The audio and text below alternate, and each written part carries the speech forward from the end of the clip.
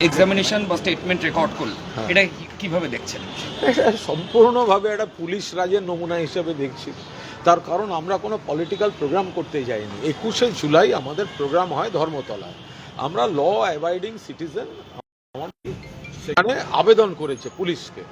পুলিশের হ্যাঁও আসেনি, নাও আসেনি।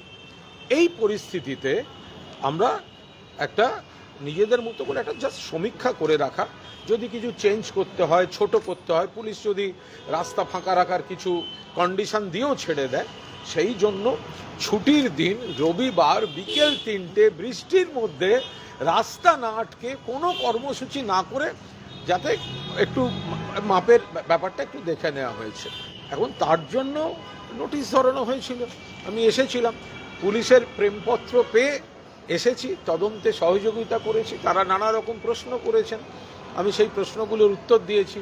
আমার সব প্রশ্ন মনে নেই, বলাও ঠিক নয়, তবে এরকম একটা ধরতে পারেন, মানে একটুখানি কল্পনা মিশিয়ে, যে রাস্তাটায় দাঁড়িয়েছিলেন পিচের রাস্তা ছিল না মাটির রাস্তা ছিল? আচ্ছা, যে গাছটার তলায় দাঁড়িয়েছিলেন ওটা পলাশ গাছ ছিল না কৃষ্ণচূড়া গাছ ছিল? আপনারা যখন দাঁড়িয়েছিলেন তখন কলক্ষ গাড়ি আপনাদের জন্য অবরুদ্ধ হয়েছিল। তা আমি কিছু ছবি ওনাদের দিলাম, তাতে দেখা যাচ্ছে একটা ধুধু রাস্তা, এবং আমরা কোনো অবরোধ কোনো কিছু করিনি, কোনো পলিটিক্যাল প্রোগ্রাম করিনি। তো আমরা যা যা বলার সেগুলো বলেছি। আমরা পুলিশকে তো সহযোগিতা করছিলাম। আমরা যে কারণে এসছিলাম, যে পুলিশ তখনও হ্যাঁও বলেনি, নাও বলেনি। না বললে নিশ্চয়ই আসতাম না। হ্যাঁ বলার সময় যদি কোনো কন্ডিশন দেন, যে এটা ছোট করতে হবে, ওটা বড় করতে হবে, ওই জায়গাটা ছাড়তে হবে, তার একটা প্রাথমিক বিষয় দেখে নেয়া। তো দেখে নেওয়ার জন্য তো এটার জন্য যে পুলিশকে চিঠি দিতে হয় বা এটা যে অপরাধ, এটা কে বুঝবে? সবচেয়ে বড় কথা, যে জায়গাটা সভা না করার জন্য আজকের সরকার তারা এত বড় বড় নির্দেশিকা দিচ্ছেন, ওই সভায় আজকের মুখ্যমন্ত্রী কতবার বক্তৃতা দিয়েছেন বলুন তো? ওই একই জায়গায় ভিক্টোরিয়ার হাউসের সামনে তৃণমূলের শহীদ তর্পণের যে সভা, সেখানে আজকের মুখ্যমন্ত্রী কতবার মমতা বন্দ্যোপাধ্যায়ের নেতৃত্বাধীন তৃণমূল কংগ্রেসের লক্ষ লক্ষ কর্মীর সামনে তিনি কতবার বক্তৃতা দিয়েছেন? আজকে সেই শহীদ তর্পণের জায়গা ওখানে হবে না? আমরা আশা করেছিলাম ওখানেই সরকার দেবেন।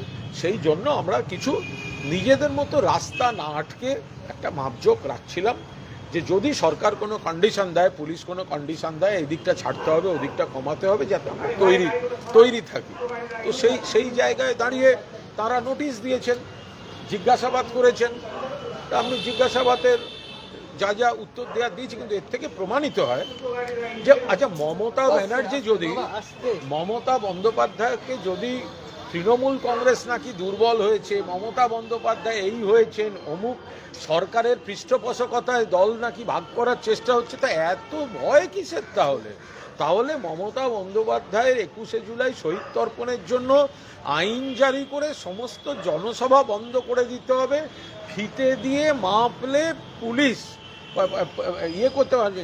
ওনারাই লজ্জায় পড়ে গেছে, ওনাদের উপর আমার কোনো রাগ নেই, ওনারাই বিরাট লজ্জায় পড়ে গেছে যে এরকম একটা ওপর থেকে এসছে, যে ওনাদেরকে এই বিষয়টা নিয়ে লোককে বিরক্ত করতে হচ্ছে। ওখানে কি জায়গা দেওয়া হচ্ছে না, সেটা তো কাল জানিয়ে দিয়েছে, ওনারা দিচ্ছেন না।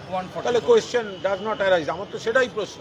প্রথম প্রশ্ন, যে মাননীয় মুখ্যমন্ত্রী এর আগে তিনি যখন মুখ্যমন্ত্রী হননি, যখন তৃণমূল কংগ্রেসে ছিলেন, তিনি কবার ওই একই জায়গায় শহীদ তর্পণের সমাবেশে তৃণমূলের সবাই লক্ষ লক্ষ লক্ষ লক্ষ কর্মীর সামনে উনিও তো বক্তব্য রেখেছেন। তো সুতরাং আজকে সেটা নিষিদ্ধ করছেন, এবং যখন নিষিদ্ধটাই হচ্ছে তখন আমরা তো নিশ্চয়ই ঝগড়া করতে যাব না।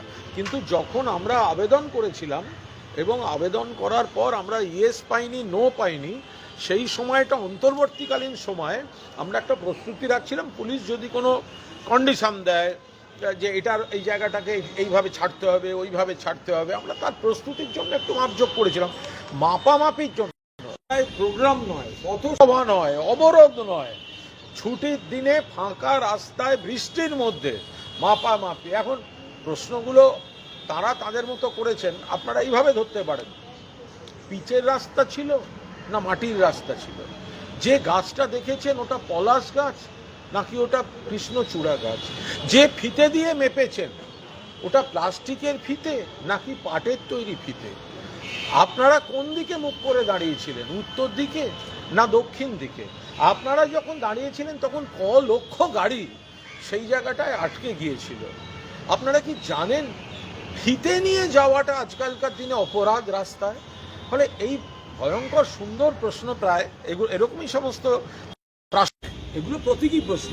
এই ভয়ঙ্কর সব দেখে একটা পুলিশ রাজের নমুনা মাননীয় মুখ্যমন্ত্রী, আপনিও তো রাজনীতি করে উঠেছেন, আপনি তো একেবারে গ্রাসরুটের রাজনীতি করে উঠেছেন, বিরোধী রাজনীতি করেছেন, এই দলের শহীদদের তর্পণও আপনি করেছেন, তারপরে কি এগুলো সমস্ত ঠিক হচ্ছে? কুণালদা, আজকে ঋতব্রত, অরূপ রায় এরা সব দিল্লি গেছে, দুজনের টিম আগামীকাল ইলেকশন কমিশনের ফুল বেঞ্চ জ্ঞানেশ কুমারের নেতৃত্বে, সেখানে ওরা মিট করবে। তৃণমূল কংগ্রেসের প্রতীক থেকে তহবিল সবকিছুর ওরা ক্লেম করে। দেখুন, এটা গোটাটাই তো চলছে বিজেপি স্পন্সর, ওদের মিটিংয়েও তো সেই দিল্লি থেকে আসা লোকেরা বসে থাকছে। তো ফলে এটা যাই হচ্ছে সেটা একটা নির্দিষ্ট পরিকল্পনা এবং তৃণমূলকে ড্যামেজ করার চক্রান্ত এবং পৃষ্ঠপোষকতা নিয়ে হচ্ছে। যারা যারা গেছেন, আমি সকলকে বলবো না, তাদের কারুর নামে কি কি মামলা আছে খেয়াল করেছেন? কার নামে খুনের মামলা আছে? কেউ খুনের মামলায় ভালো তৃণমূল সাজছেন, আর যিনি খুন হয়েছেন তার স্ত্রী মুখ্যমন্ত্রীর কাছে বিচার চাইতে যাচ্ছেন। তারা বাঁচতে যাচ্ছেন, বাঁচতে চাই বিজেপি তাই। খুনের মামলা আছে, বাঁচতে চাই বিজেপি তাই। অবৈধ সম্পত্তির মামলা আছে, বাঁচতে চাই বিজেপি তাই। ধর্ষণের মামলা আছে, বাঁচতে চাই বিজেপি তাই।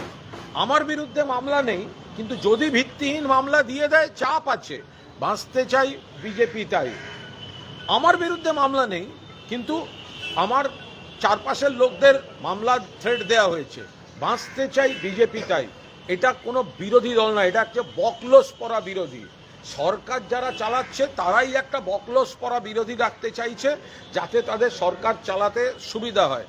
এরা তৃণমূলের টিকিটে জিতে মমতা বন্দ্যোপাধ্যায়ের পিঠে ছুরি মারছেন, নিজেদের এলাকায় যেতে পারছেন না, আত্মীয়দের কাছে অধিকাংশই মুখ দেখাতে পারছেন না। তবে সবার দোষ নেই, অনেককে চাপ দিয়ে কয়েকজন অর্গানাইজড ওয়েতে বেইমানি করছেন, আর কয়েকজনকে চাপ দিয়ে পুলিশ প্রশাসন দিয়ে, একজন বিধায়ক বিধানসভায় ওদের কথা শোনেননি বলে তার সিকিউরিটি উইথড্র করে নেওয়া হয়েছে। তো এই ধরনের পুলিশ রাজের চাপ দিয়ে তৃণমূলকে ভাঙার চেষ্টা করছে দিল্লির বিজেপি। অভিষেক ব্যানার্জির কণ্ঠস্বরের নমুনা রেকর্ডিংয়ের জন্য গতকাল উনি হাইকোর্টের দ্বারস্থ হয়েছিলেন, ইমিউনিটি পাননি, হাইকোর্ট ইন্টারভেন করতে চাননি। আজকে বিধাননগর এসিজেএম বলল আগামী 8 তারিখ সকালবেলা ওনাকে আসতে হবে এবং সিআইডিকে সেই মোতাবেক জানিয়েও দেওয়া হচ্ছে। না, কিন্তু কোর্টের, আমি নিশ্চয়ই কোর্টের একটা বিষয়, কোর্টের বিষয়ে কোনো মন্তব্য করব না। এটা কোর্টের রায় এবং অভিষেক বন্দ্যোপাধ্যায় আইনে লড়াইটি লড়েছেন, ফলে কোর্ট কিছু বললে আমি সেই মন্তব্য বলবো না। শুনলাম তাপস মণ্ডল রাজসাক্ষী, তিনি বলছেন যে প্রাথমিক নিয়োগ দুর্নীতিতে মাস্টার মাইন্ড কুন্তলের হাত ধরে আমি এই নিয়ে কোনো মন্তব্য করবো না। এখন যা ইচ্ছে, মানে এখন যেটা বলবেন, যার যা ইচ্ছে অভিযোগ লাগিয়ে দিয়ে যাচ্ছেন, কিন্তু তিনি দলকেও জানিয়েছিলেন এই বিষয়টা লিখিত আকারে। আমি এটা তার ব্যাপার, কি বলছেন এখন তার দায়িত্ব কে নেবে? তিনি একটা ইচ্ছে হলো বলে দিলেন, তা নিয়ে কোনো মন্তব্য করবো না। কুণালদা, অপরূপা পোদ্দারকে আজকে পুলিশ ডেকেছিল শ্রীরামপুর পুলিশ স্টেশন, উনি সেখানে যাননি, কোর্টে গেছিলেন ওনার হাজবেন্ড। দেখুন, একটা সমস্যা হচ্ছে যে যারা মমতা বন্দ্যোপাধ্যায় এবং মূল তৃণমূলের সঙ্গে আছেন তাদের উপরেই সমস্ত রকম পুলিশি অ্যাকশন হচ্ছে। যারা ওদিকে থাকছেন বিজেপি স্পন্সার্ড তথাকথিত ওইদিকে থাকছেন, ওই বালিশ শিবিরে থাকছেন, একটু এগিয়ে যাই আমরা, ওই পুলিশের এই জায়গাটাকে একটু ছেড়ে দিই। যারা বালিশ শিবিরের দিকে যাচ্ছেন, তো সেই দিকে বালিশ শিবিরের দিকে যাচ্ছেন, তো তাদের কাছে পুলিশের অ্যাকশন হচ্ছে না। তার কারণ হচ্ছে বালিশ শিবিরের দিকে যাচ্ছেন, সেখানে অ্যাকশন হচ্ছে না। তা বিরাট টাকার অভিযোগ, সঙ্গে সঙ্গে বেল, অস্ত্র নিয়ে অভিযোগ, আর্মস অ্যাক্ট দিতে পুলিশ ভুলে যাচ্ছে। তাহলে এইভাবে বেশি দিন চলবে না। সাধারণ পুলিশকে দোষ দিয়ে লাভ নেই, ওনারা চাকরি করছেন, ওনারা ওনাদের কর্তব্য করছেন, রাজনৈতিক নির্দেশ আসছে সেই মতো ভাবে হচ্ছে। সেবাশ্রয় ক্যাম্পে হোমিওপ্যাথিক ডাক্তার দিয়ে চিকিৎসা করা হয়েছিল অভিষেক ব্যানার্জির বিরুদ্ধে সেবাশ্রয় অভিযোগ। ক্যাম্প সম্পর্কে আমার কোনো ধারণা নেই, আমি উত্তর দিতে পারবো না। সাংসদ মহুয়া মৈত্রের ওপর আজকেও ডিম হ্যাঁ, অত্যন্ত আপত্তিকর কাণ্ড কারখানা হয়েছে। মহুয়া একটি বৈঠক করছিলেন, সেখানে তৃণমূল কংগ্রেসের সবাই ছিলেন, সেখানে জমায়েত করে হামলা হয়েছে, ডিম ছোড়া হয়েছে, এবং সেখানে পুলিশ সেই বেআইনি জমায়েত, বিজেপির জমায়েতকে সরাতে কোনো ভূমিকা পালন করেনি। অত্যন্ত আপত্তিকর কাজ হয়েছে। 1,10,00,000 লোকের কাছে অন্নপূর্ণা ভান্ডারের টাকা অন্নপূর্ণা ভান্ডার কি করে প্রায় 1,40,00,000 প্রায় কমে যাচ্ছে। যারা লক্ষ্মীর ভান্ডার পেতেন, যে মোট সংখ্যা, আমরা বারবার কি বলছিলাম, যাতে মানুষ যারা সুবিধা পাচ্ছেন সবাই সেই সুবিধাটা পান। আজকে পূর্ণা ভান্ডার দেখা যাচ্ছে 1 কোটি বেশি লোক, প্রায় 1,30,00,000, এক্সাক্ট ফিগারটা আমি বলতে পারবো না। এত মানুষ আগে লক্ষ্মীর ভান্ডার পেতেন, কিন্তু তারা অন্নপূর্ণা যোজনা তাদের ঢোকেনি, তারা এলিজেবল বলে চিহ্নিত হচ্ছেন না।